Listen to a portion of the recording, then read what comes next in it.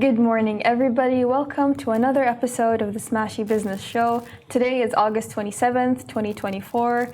The day is Tuesday. My name is Hind Al-Dah, and I am joined by my co-host, Abdul Majid Awan. How are you feeling today, Abdul Majid? It's a good day. There's a lot of things happening in the business world. Yes, so we won't have a lot of chit-chat today. We'll just get right into our main stories. Telegram says Pavel Durov has nothing to hide. Marlan Space and Loft Orbital invest in UAE space sector, and AstroLabs expands into Saudi Arabia. First story, Pavel Durov. It's a very, very big story happening these past few days.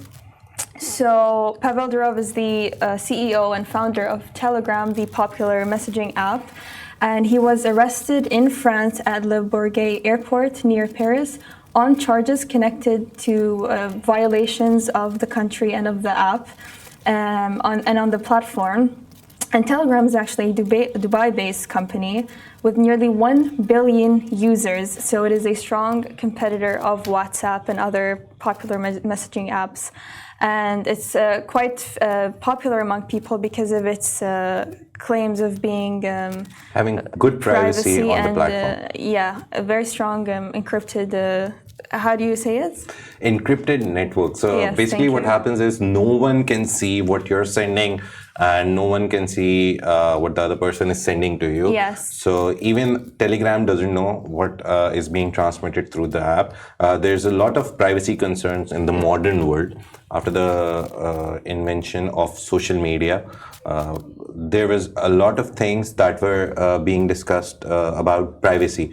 People gave up their personal data like date of birth, their name, a lot of things which are personal to an extent. They gave all of that in return for access to social media, right, and access to internet, to be honest. And all these companies, they use this. Sometimes there are scammers who can use this information, but the big companies like Meta, Google, there's Amazon, so all these places, they've had the liability of thinking of what to do with their data. Do they share it with other third parties? Do they not share it? Do they use it for their own purposes? For maybe they get your email and send you a blast of like 5 emails a day. Oh, buy this, oh, buy that. Now, there could be downsides and upsides to sharing to third parties, mainly if somebody is doing criminal network, working with these platforms. Of course, there is an obligation to these companies to give up certain data for certain users to ensure that these criminals are caught, or also to as a preemptive measure as well to make sure nothing else happens. And so it's a very complicated discussion on free speech, basically. Yes. What is allowed and what is not allowed, and this question has been in human history for centuries. What can you say and what you cannot say? So Elon Musk's reply, he's been very active on this whole as you would expect from Elon Musk. Yeah, because he came on X, he bought X, and he was like, free speech, free speech, free speech. With certain... with certain limitations. So every country has laws for free speech. Yes. Some countries, there is zero free speech allowed. Some countries have some opening for it. So again, free speech is a very complicated topic. So Telegram founder, he was very for free speech. Even one of the events in Dubai, he was talking about his own Telegram app. Recently, in April of 2024, there was an event where he spoke, and the speech was on the lines that I allow everyone to say whatever they want, obviously under limitations. He also joked about crypto scams on Telegram, and he told people that whoever is here has a crypto scam going on Telegram. So he joked about it, but he was very serious that a lot of maybe things are happening on Telegram. Right. And that is what the French prosecutors who arrested him, they have said that the content moderation on Telegram is not good enough, and the app is not sharing data with governments to, again, stop illegal activities, criminal activities, maybe drug trafficking also. So it's, again, it's very in the initial stages. We've seen 12 accusations against him now. The case will go on. He will defend himself. The French prosecutors would try to get him. So all of this, we'll give you all the updates, obviously. But to understand it, you have to read a lot. You have to understand where Telegram comes from. Who is Pavel Durov? Right. His own Russian belongings and openings. Where did he come from? He created VKontakte. Then when he created Telegram, he saw a lot of pressure from the government to share the data, moved away, came to Dubai, got Emirati citizenship, got French citizenship, also had Saint Kitts and Nevis. Yeah. So he is a very, I would say, bold personality. And he's 39. You were talking about. Yes, doesn't look 39. He's 39 years old. He has a net worth, an estimated net worth of $9.15 billion. And speaking of, him being an Emirati citizen, the UAE did put out a statement, the Ministry of Foreign Affairs, and the statement says, the UAE is closely following the case of its citizen, Pavel Durov, founder of Telegram, who was arrested by the French authorities in Paris Le Bourget airport, emphasizing that the UAE has submitted a request to the government of the French Republic to provide him with all the necessary consular services in an urgent manner. In this statement, they also stressed that prioritizing the welfare of UAE citizens, safeguarding their interests, and providing them with all aspects of support is a key priority for the UAE. Since you've read the UAE Ministry of Foreign Affairs statement, I'd like to read the statement of Emmanuel Macron, French president. He said, I have seen false information regarding France following the arrest of Pavel Durov. Basically, he's talking about a lot of social media uproar which came forward after he was arrested. And a lot of people are saying that he was arrested because of political reasons, other motivations. Right. But then he clarified that France is deeply committed to freedom of expression and communication, to innovation, and to the spirit of entrepreneurship. It will remain so.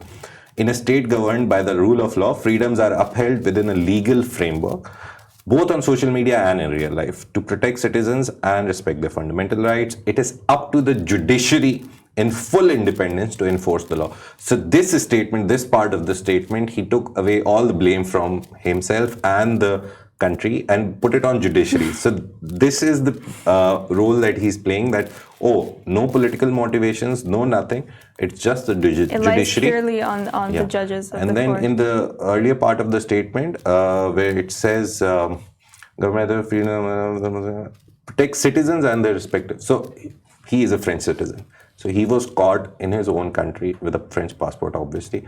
So he comes under the law. He has to face the charges now. The updates will keep coming. It is going to be one of the biggest stories of this year, to be honest.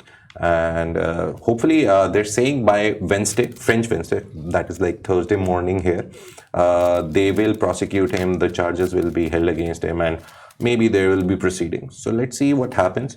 Yes. There's a funny thing happening in Moscow right now. A lot of people who support Pavel Durov, they took out a rally. And they did a very interesting thing. Yeah, so they made paper airplanes and they stood out in front of the French embassy, is that correct? So, and basically the airplane is Telegram's logo. Main logo, yeah. And there were a lot of pictures which showed him as the saint of Telegram. Yeah. So you can obviously go Google them and you'll see them.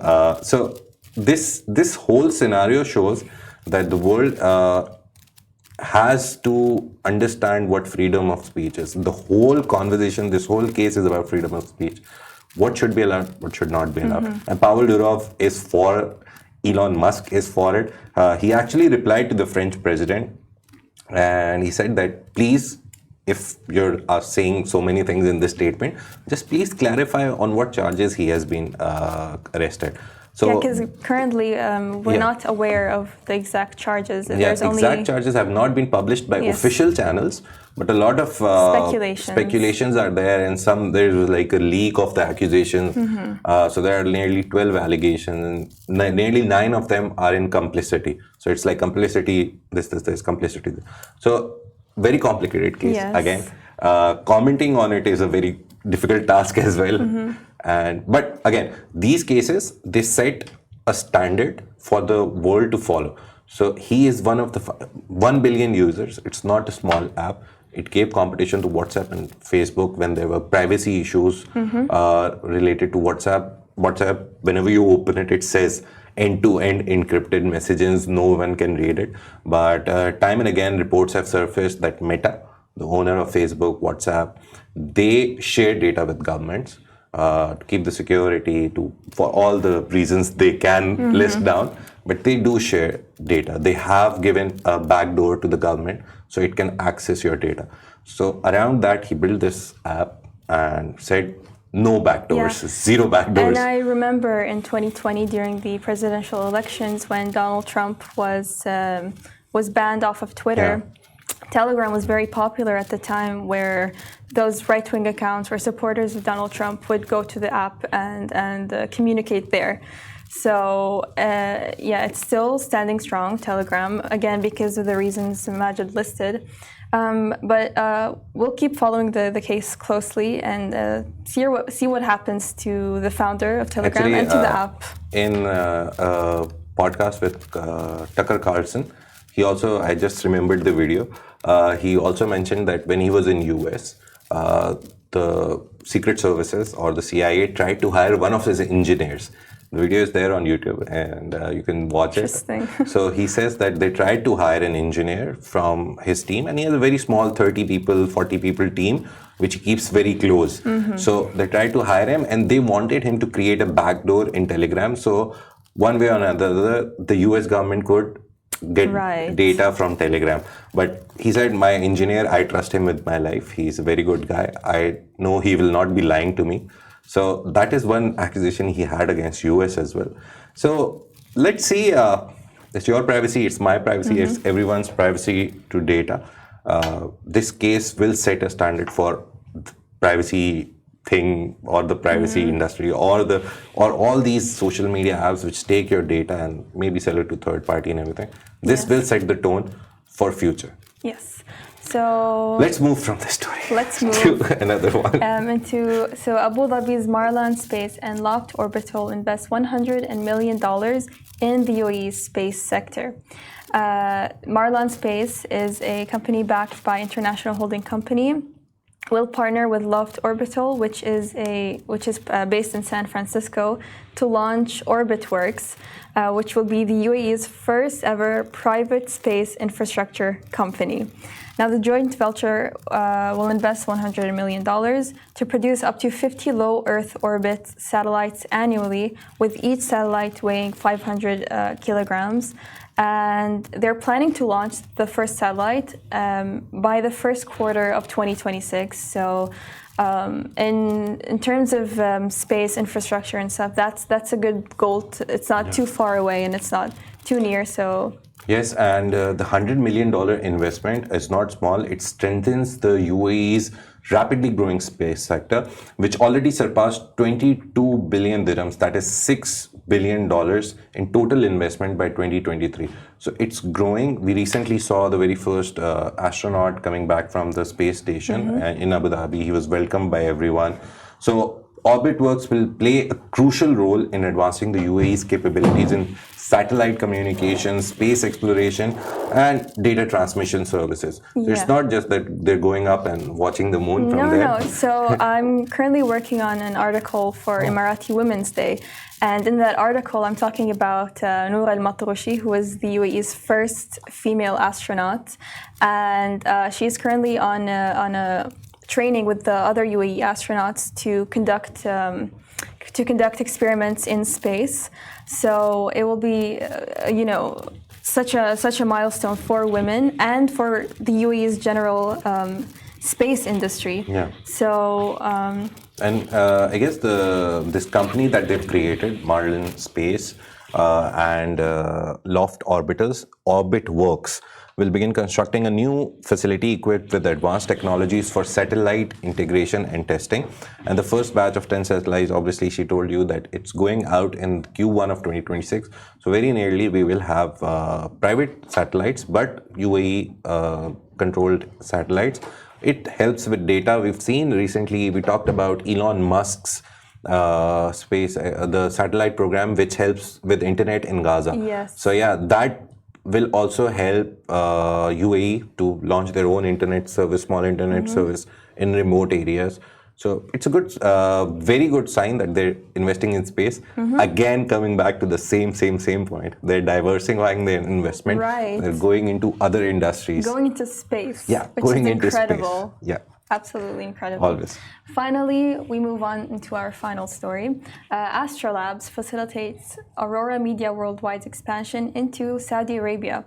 AstroLabs, if you don't know, is the Gulf region's leading expansion platform, and it has helped Aurora Media Worldwide, which is a renowned production house, I believe based out of the UK, to establish a presence in Saudi Arabia. Now, Saudi Arabia has been doing great things these past few years, even past few months, bringing in different sectors. So here we see a production house coming into Saudi Arabia.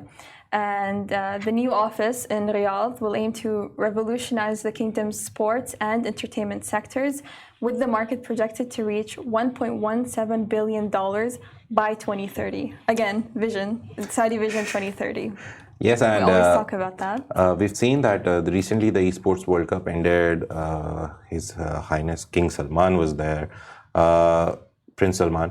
There was Cristiano Ronaldo, the FIFA president, Gianni Infantino was there. So it was a very big ceremony. So that shows they're investing in sports as well. We've seen them opening cinemas, women are driving. So Saudi Arabia is not just moving economically, it's moving culturally as well. Socially as well. Yes. So Aurora, which is famous for doing the Formula E race and also the custodian of the Holy Mosque's Endurance Cup, they will enhance, obviously, Saudi Arabia's media landscape by delivering innovative content in live, original, branded, and digital formats, tapping into the region's rapid growth and digital savvy talent.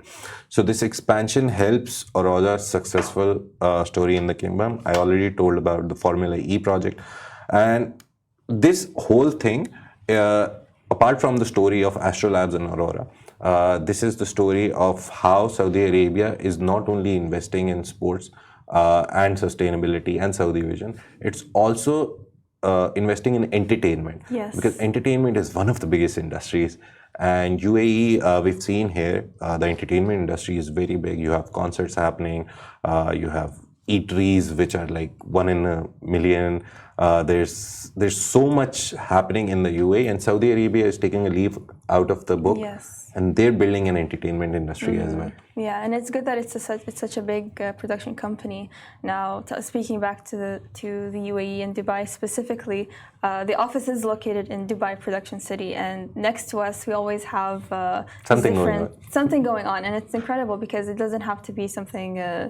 It's based out of, it's locally based, is what I'm saying, and it's good. And I feel like Saudi Arabia will also progress in that sense, making locally made production events and whatnot. We have a whole movie industry, I guess, which happens. But obviously, they'll expand into series. They have series, but they're not like globally famous. They're regionally very famous. So the film industry will also grow. Neom has a whole studio setup. I forgot the name of the whole setup, but it has a filmmaking capability, a whole studio, Hollywood-esque studio.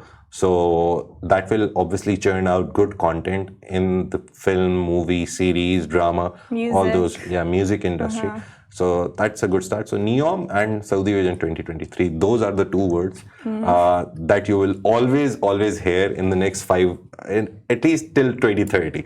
And let's see, there'll be more updates on Neom as well. And there'll be more updates on Saudi Vision. And we'll bring them to you on this show. So we talked about Pavel Durov, that the Telegram statement came that he has nothing to hide. French president said that it's not a political move. And mainly, the UAE said that they're looking into the case and they're trying to get their Emirati citizen all the help they can. We talked about how UAE's space sector got $100 million today. And lastly, we talked about that one of the biggest media companies in the world, Aurora, has gone into Saudi Arabia through AstroLabs Helps, which is Dubai-based system, Dubai-based company. So this is all for today. This is all for today. You can catch us on all the platforms, streaming platforms such as Spotify, Apple Podcasts, and Rami. You can also find us on Instagram, X, Meta, as well as LinkedIn. We have a daily newsletter, so make sure to subscribe to that to get more information on the day's news. Thank you for joining us on the Smashy Business Show, a Smashy Business production part of the Augustus Media Podcast Network. We'll see you.